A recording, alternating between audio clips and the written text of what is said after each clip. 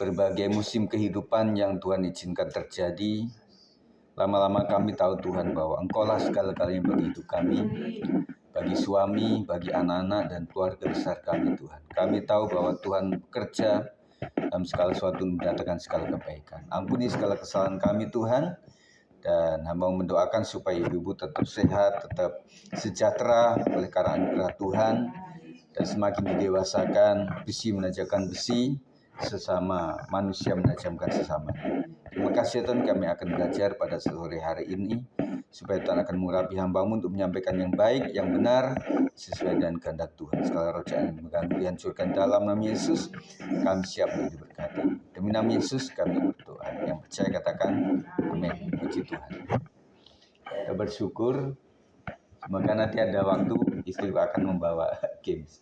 Ya, puji Tuhan, kita akan belajar kebenaran firman Tuhan dari salah satu ayat yang menjadi pembacaan Alkitab kita sehari-hari di dalam Yoel 1 ayat 14. Saya beri judul solusi yang tepat. Sudah ketemu ya?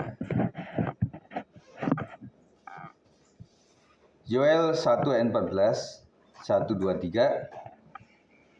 Sudah? Belum? Sudah ya. Yoel 1 ayat 14, 1, 2, 3. Adakanlah puasa yang kudus, maklumkanlah perkumpulan raya, kumpulkanlah para tua-tua dan seluruh penduduk negeri ke rumah Tuhan Allahmu dan berteriaklah kepada Tuhan.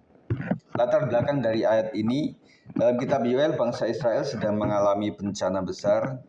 Yang pertama gagal panen, yang kedua kekeringan, yang selanjutnya adalah serangan belalang yang menghancurkan. Dalam keadaan itu Nabi Yoel tidak menyuruh bangsa Israel mencari solusi duniawi terlebih dahulu, melainkan memanggil mereka untuk berkumpul, berdoa dan berpuasa di hadapan Tuhan. Pelajaran bagi kita adalah bagi seorang wanita rumah tangga Kristen, ayat ini mengingatkan bahwa rumah tangga adalah tempat pertama di mana doa dan ibadah harus dinyalakan. Ketika keluarga menghadapi tantangan, baik masalah ekonomi, pendidikan anak, hubungan suami istri, ataupun kesehatan, jalan keluar yang sejati bukan hanya dengan kekuatan manusia, tetapi dengan berseru kepada Tuhan. Saya bersyukur bahwa ibu-ibu mengalami segala kebaikan Tuhan melalui jalan hidup yang berliku-liku ya. Berliku-liku kehidupan ini gitu. Jalan mana yang harus ditempuh. Tapi kami sebagai pemimpin gereja itu senangnya adalah di akhir cerita kehidupan. Yang menjadikan liku-liku itu semakin berfokus kepada perbuatan Tuhan yang luar biasa. Amin. Dan berbagai hal lah. Kalau semuanya cerita juga akan banyak ya pengalaman-pengalaman kehidupan, karena kita nggak cuma sendiri, kita bersama suami juga punya keluarga besar, dan kita juga punya keluarga besar yang karakternya berbeda-beda tentunya ya. Nah, saya dengan istri juga berbeda cara mengajarkan tentang kehidupan rumah tangga.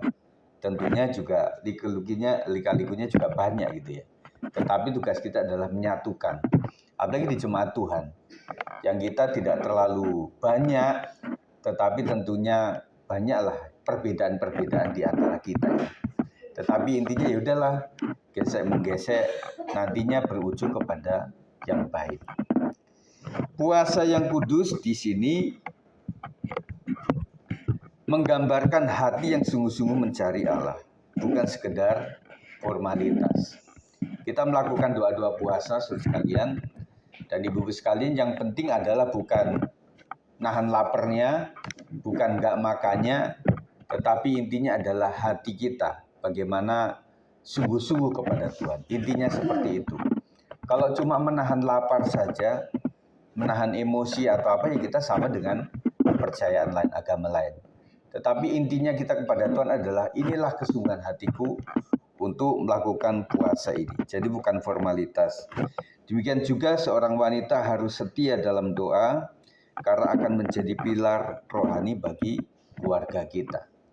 Nah, pilar itu seperti ini, Ibu. Jadi seperti penahan gitu ya. Itu pilar. Di beberapa bangunan yang gede itu selalu ada pilar. yang begitu luar biasa gitu ya. Menjadi pilar rohani bagi keluarga.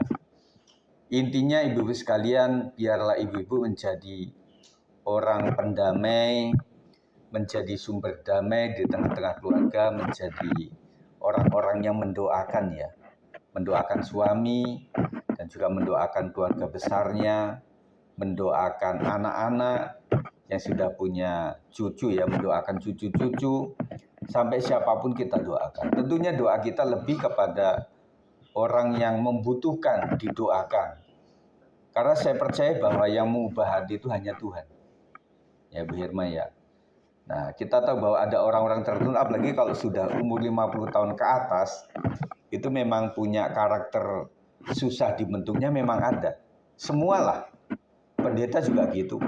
Kalau sudah umur itu memang, kata orang Jawa, karpe dewe gitu. Ya, jadi seperti susah diubahkan.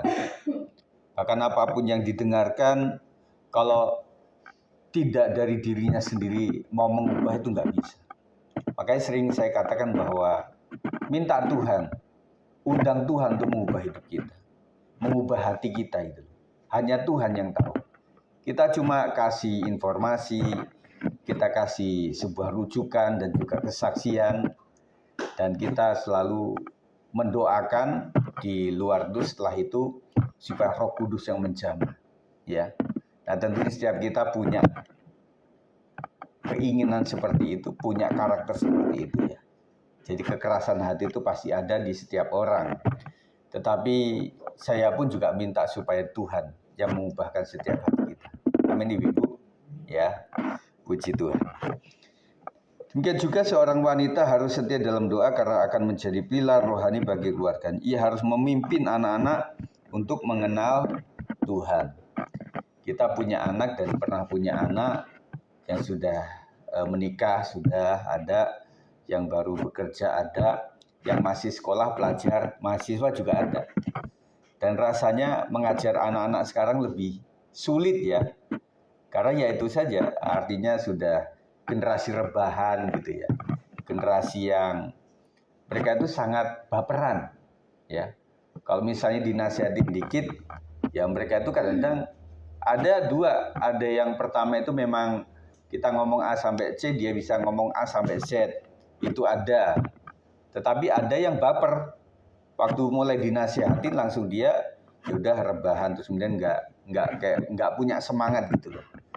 Jadi itu yang kita doakan terus, kita mendoakan terus anak-anak kita itu, dan kita mensyukuri bahwa tidak terlalu lama sih, tetapi kalau saya apalagi mama papa itu menikmati gitu loh perjalanan jemaat, mulai dari yang masih sekolah minggu sekarang sudah jadi orang dewasa, itu banyak. Dan kemudian kalau ditanya, beberapa orang itu selalu ada kenal sama orang tua kami itu. Ada yang masih kenal. Karena waktu itu kan memang Bunga Bakung itu adalah gereja yang awal-awal lah. Belum banyak waktu itu. Yang gede sini belum ada waktu itu. Jadi yang pernah di kita itu banyak.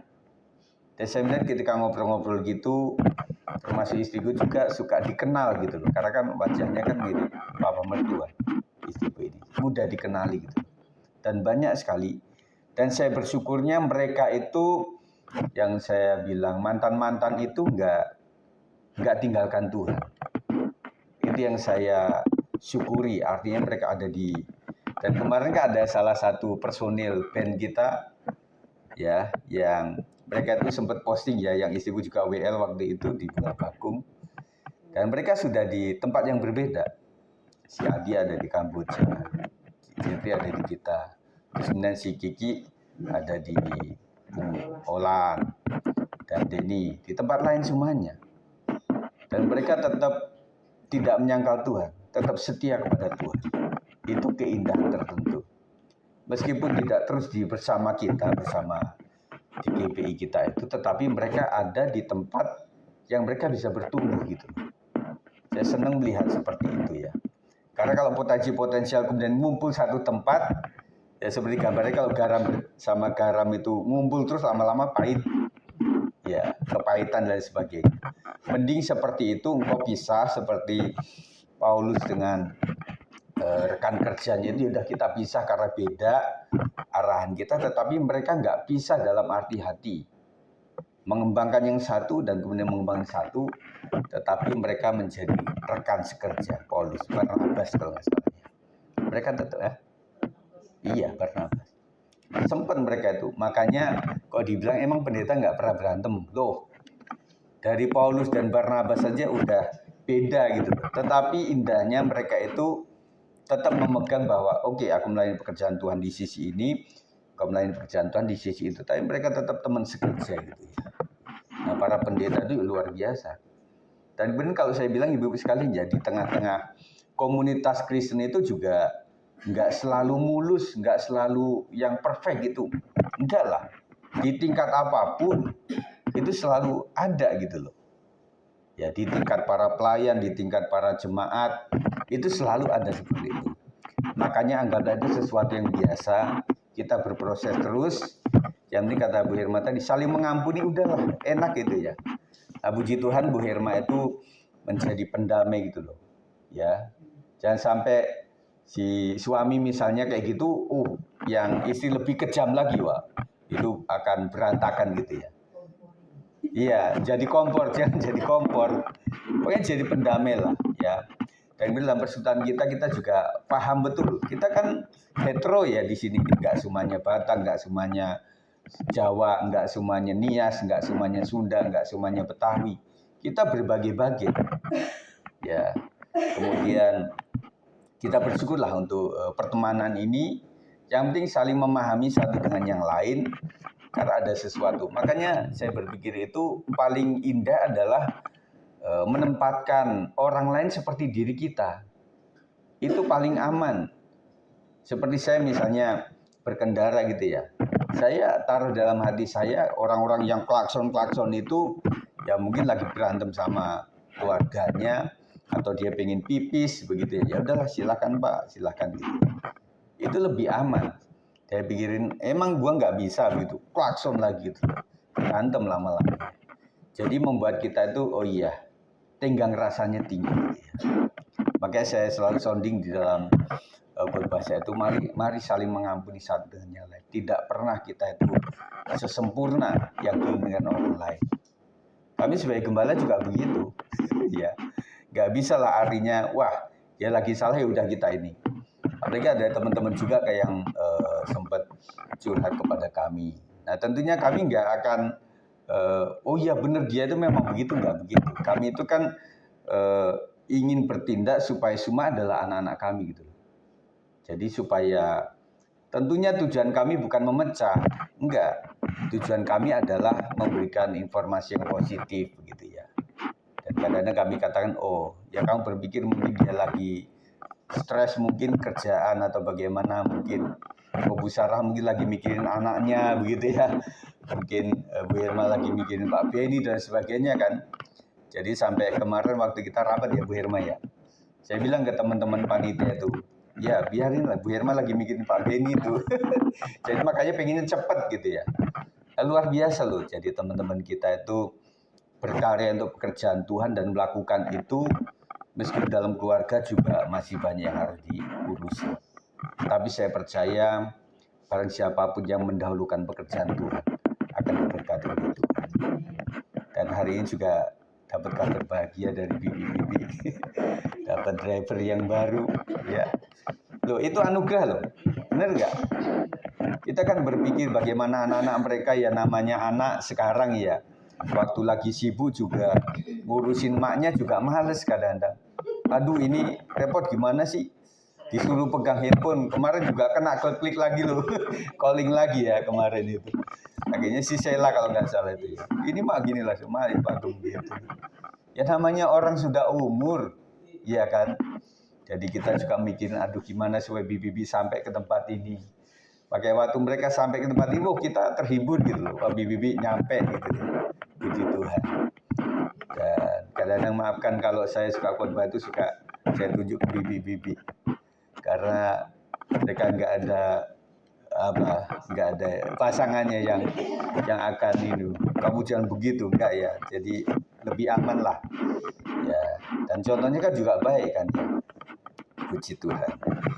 Ia harus memimpin anak-anak untuk mengenal Tuhan dan menguatkan suaminya dalam doa dan membawa rumah tangga tetap dekat dengan hadirat Tuhan. Ibu-ibu yang paling tahu anak-anak seluruh keluarga dan juga yang tahu karakter suami masing-masing ya. Jadi kami itu orang yang di luar kadang-kadang nggak tahu persis di dalam yang sesungguhnya ya. Dan kami pun juga nggak terlalu tahu bagaimana ibu-ibu bersama suami atau anak-anak itu komunikasi di rumah tangganya. Kami juga nggak tahu gitu. Ya bagaimana, apakah itu teratur atau enggak atau bagaimana, kami nggak sama sekali nggak tahu. Yang kami tahu bahwa kalian ada di tempat ini baik-baik semuanya. Dan kami mendoakan supaya tempat lain juga baik-baik saja. Amin. Dan kalau ada salah-salah juga, kita ada kesempatan ikut perjamuan guru setiap sebulan sekali ya. Kita belum bisa seminggu sekali gitu ya. Cukuplah sebulan sekali. Makanya atur waktu supaya setiap ada perjamuan kudus itu kita ikut ya. Karena bukan zaman Covid, masih bisa untuk TKP. Karena itu penting untuk waktunya kita minta ampun kepada Tuhan. Ampuni aku Tuhan perkataan, perbuatan, pikiran yang tidak berkenan di mata Tuhan. Hal yang menyakiti hati Tuhan melalui orang lain, melalui gembala, melalui hamba Tuhan. Dan luar biasa kalau menjadi seorang gembala itu banyaklah yang harus kami atasi gitu ya. Yang ngomongin gembala, ya banyak kami tahu lah. Di mana-mana kan begitu. Kalau kita ngumpul para gembala kan suka curhat satu sama lain. Wah itu seorang itu ya udahlah. Namanya kita milih bersama ya. Kadang iri hati itu masih ada gitu. Ya udah, semuanya kan anak-anak kita. Dan bahkan siapapun itu yang ada dalam wadah ini ya semuanya anak. Yang udah rohaninya agak mantap ya kami agak tegas. Tetapi yang masih anak-anak kami kadang dia masih mong, dalam bahasa ibu masih ditetein. Ya udahlah nggak apa-apa lah. Sakit-sakit. Yang penting mereka bertumbuh dengan baik. Kami pengen supaya datang itu buruk rupa, ketika Tuhan panggil menjadi wajahnya cantik-cantik. Amin. Itu yang kami rindukan. Mari seperti bangsa Israel yang dikumpulkan di rumah Tuhan, hari ini kita diajak untuk mengumpulkan keluarga kita dalam doa. Ya, kalau anak-anak susah untuk diajak doa, ya udah doa sendiri sajalah. Kita serahkan kepada Tuhan. Kalau bisa ngumpul, ya puji Tuhan. Tetapi saya nggak tahu ya di rumah itu bagaimana. Tetapi yang bisa agak ngumpul gampang itu keluarga Pak Sab mungkin ya. Itu masih bisa dikumpulin anak-anak begitu dekat, masih bisa. Yang lain mungkin sulit. Dan kami pun juga udah mulai sulit ini. Karena anak-anak kami sudah mulai remaja, itu luar biasa. Sudah punya acara sendiri-sendiri. Dan kita hanya mendoakan. Kemudian ibadah keluarga yang sederhana. Ya ini sama juga, hanya beberapa keluarga yang bisa doa bareng. Dan saya berharap sih supaya ini dikembangkan ya. Nah kalau sama keluarga sendiri memang susah ngumpul, yaudah datang mengundang di komsel-komsel gitu ya. Kalau enggak ibu-ibu ya bikin komsel sendiri ucapan syukur, mengundang teman-teman supaya kita doa sama-sama. Ya. Kemudian doa malam bersama atau membiasakan bersyukur sebelum makan. Itu yang sederhana. Nah, kamu harus doa dulu lah sebelum makan. Kamu bersyukur gitu. Apa sih mah doa? Bosen doa mulu gitu ya. Oh enggak. Jadi anak-anak kita itu luar biasa loh kadang-kadang ya. Mereka itu punya hati yang memang betul-betul mau mandiri, bisa mendoakan makanan. Itu sebagai ucapan syukur yang harus kita lestarikan terus. Kemudian membiasakan bersyukur sebelum makan adalah cara nyata untuk menghadirkan Tuhan dalam keseharian rumah tangga. Nah, ibu sekalian yang saya sampaikan malam hari ini, sore hari ini, kiranya Tuhan memberkati kita, memberikan kekuatan untuk bisa berkata-kata kepada siapapun, dan kita berharap supaya nasihat kita sebelum kita nasihati, kita duduk diam di kaki Tuhan. Tuhan Yesus, aku mau ngomong sama suamiku, aku mau ngomong sama keluargaku, aku mau ngomong sama anak-anakku. Tuhan tolong urapi hamba ini, lindungi hambamu supaya tidak salah komunikasi. Pasti Tuhan akan tolong. Amin. Puji Tuhan, saya akan menutup dalam doa. Selanjutnya nanti saya akan pada Ibu Gembala untuk memimpin kita.